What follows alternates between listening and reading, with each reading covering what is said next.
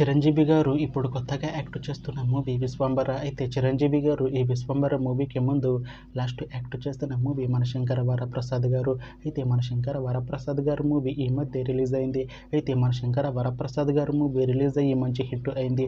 అయితే మన శంకర వరప్రసాద్ గారు మూవీతో చిరంజీవి గారికి ఒక మంచి హిట్ వచ్చింది.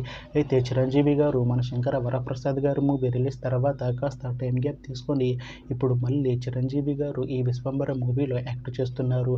చూడాలి చిరంజీవి గారికి ఈ విశ్వంబర మూవీతో కూడా ఇంకొక మంచి హిట్ తనకి వస్తుందా లేదా అనేది మనం ఈ విశ్వంబర మూవీ రిలీజ్ అయ్యాక చూడాలి. అయితే విశ్వంబర మూవీలో అనసూయ భరద్వాజ్ గారు యాక్ట్ చేస్తున్నారు. అయితే అనసూయ భరద్వాజ్ గారు ఈ విశ్వంబర మూవీకి ముందు లాస్ట్ యాక్ట్ చేసిన మూవీ పుష్ప 2. అయితే పుష్ప 2 మూవీ రిలీజ్ అయ్యి 1 year అయిపోయింది.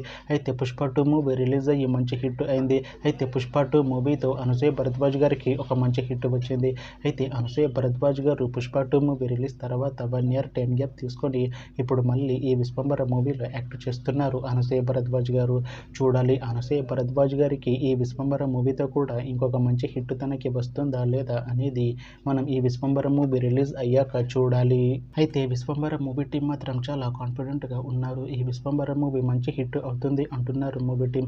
అయితే విశ్వంబర మూవీ టీం ఈ మధ్య ఒక చిన్న టీజర్ని అలానే ఒక పాటని విడుదల చేసింది. అయితే వాటికి మంచి రెస్పాన్స్ వచ్చింది.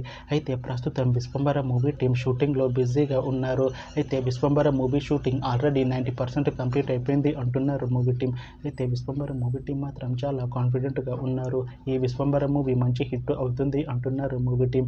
అయితే ఈ విశ్వంబర మూవీని ఈ 2026లో రిలీజ్ చేసేలా ప్లాన్ చేస్తున్నారు మూవీ టీం.